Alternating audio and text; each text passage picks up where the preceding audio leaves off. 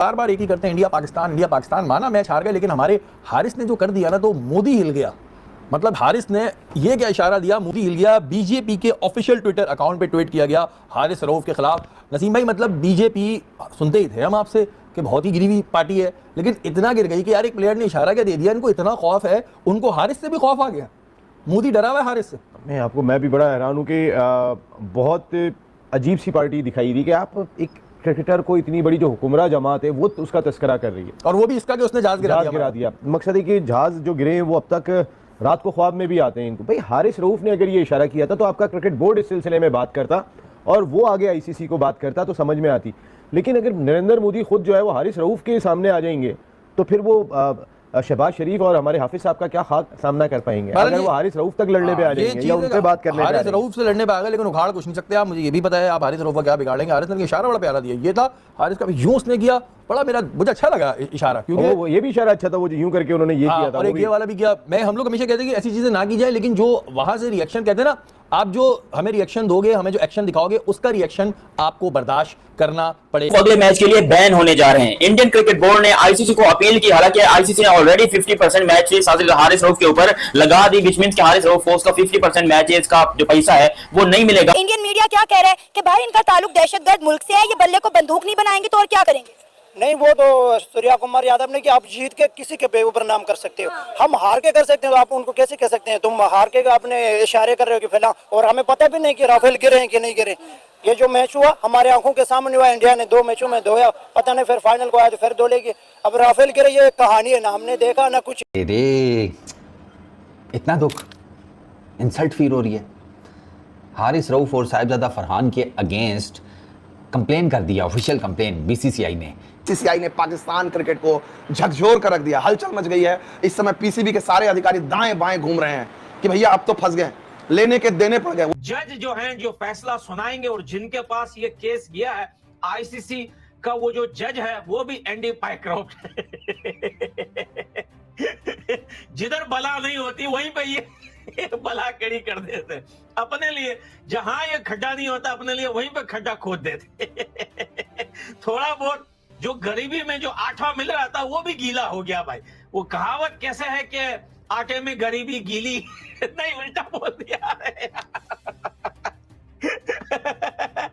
आटे में गरीबी गीली नहीं, गरीबी में आटा गीला भाई। एक तो मैं ये कहावत भूल जाता हूँ, उल्टे सीधे कहावत पढ़ लेता हूँ। तो भाई गरीबी में हो गया आटा गीला हारिस रऊफ का, और भाई साथ में जो है फरहान कुल्फी ज़ादा का, क्योंकि इन दोनों ने सबसे पहले जो सेलिब्रेशन जो है कुल्फी ज़ादा ने किया था हाफ सेंचुरी बनाने के बाद, देखें ये लोग कई बार कर चुके हैं, पहले भी ये लोग ऐसा सेलिब्रेशन कर चुके हैं। शुरुआत जहां से हुई थी वो था सूर्य कुमार यादव ने एक बयान दिया था मैच के बाद, जिसके बाद से सब कुछ शुरू हुआ। और ये फाइनल अगर इंडिया पाकिस्तान का होगा तो उससे भी ज्यादा चीजें देखने को मिलेंगी।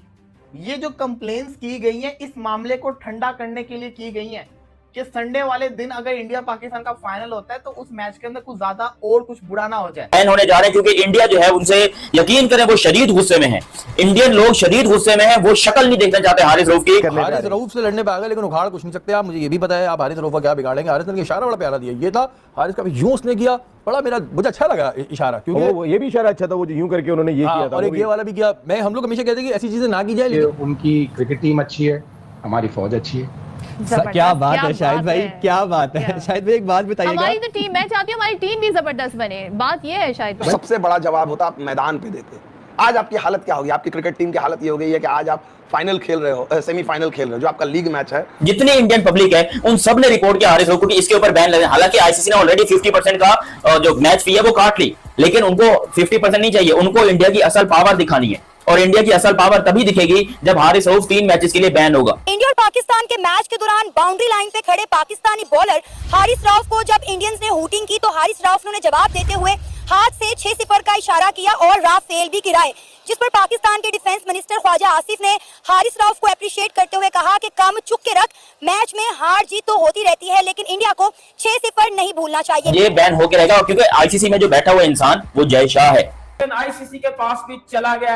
हारिस रऊफ और साहिबजादा फरहान को 2 महीने की बैन लगाई जाएगी और एक हैवी किस्म का जुर्माना फाइन जो है वो इन दोनों प्लेयर्स को अदा करना पड़ेगा, ये बात तो है। अब आप किसी स्पोर्ट्समैन को ग्राउंड में सेंचुरी बनाने के बाद बैट को गन का साइन बना के दिखा रहे हैं, तो भाई क्या मैसेज जाएगा दुनिया को, क्या असर पड़ेगा यंग जनरेशन पे, क्या असर पड़ेगा स्कूल के पाकिस्तान के बच्चे तो वैसे भी वो सारे जो है हाफिज सईद के मदरसे में पढ़ते हैं, उनको तो घंटा फर्क नहीं पड़ता। ये जो बाकी दुनिया के जो लोग हैं उनके बच्चों पे क्या असर पड़ेगा, कल को तो कोई भी बच्चा उठा के जो है गन का सेलिब्रेशन करेगा।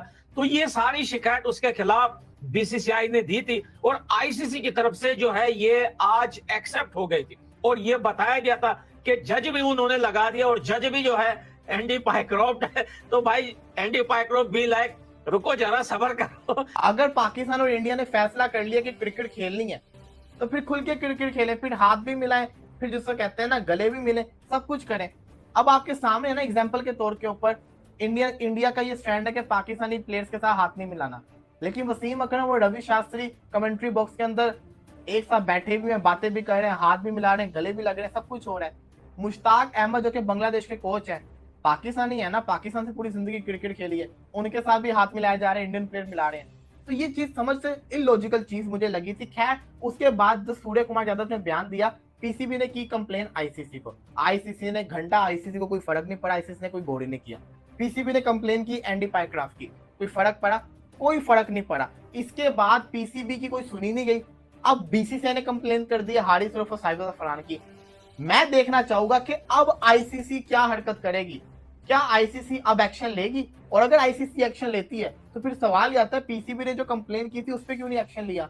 लेकिन सुनने में ये आ रहा है कि आज पीसीबी ने भी कंप्लेन कर दी सूर्य कुमार यादव की। सजाएं नहीं, सजा ऐसी या तो इनको बैन लगेगा, 1-2 साल के लिए आप आईसीसी का कोई बड़ा इवेंट नहीं खेल सकते और ना ही आईसीसी की तय की हुई कोई भी सीरीज आप खेल पाएंगे। तो ये सजाएं होती है। और रही बात पैसों की तो सजाई होती ही है, वो कुछ हो ना हो, बैन लगे ना लगे, आटा जरूर गीला होगा भाई। तो ये आज इस वजह से रोकी गई है सिर्फ कि आज इनका मैच है, इन्होंने हाथ पांव जोड़े हैं।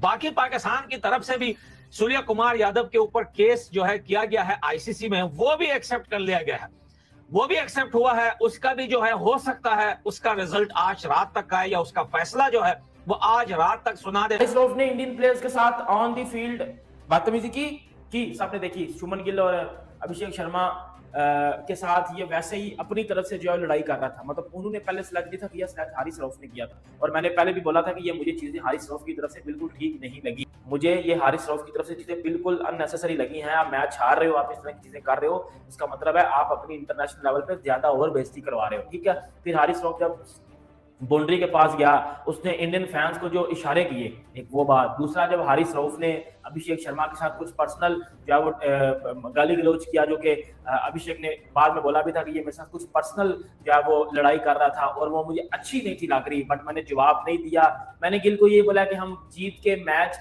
और उसके हम वो जवाब देंगे इनको, और उसने ये बात बड़ी बखूबी से फिर प्रेजेंटेशन सेरेमनी में या बाद में इंटरव्यू में आके अभिषेक शर्मा ने बता दी। देखे, अगर ऑन द फील्ड बात की जाए तो ऑन द फील्ड जो सबसे ज्यादा बदतमीजी या स्लैजिंग या लड़ाइयां या गालियां दी हैं वो की हैं हारिस रऊफ ने।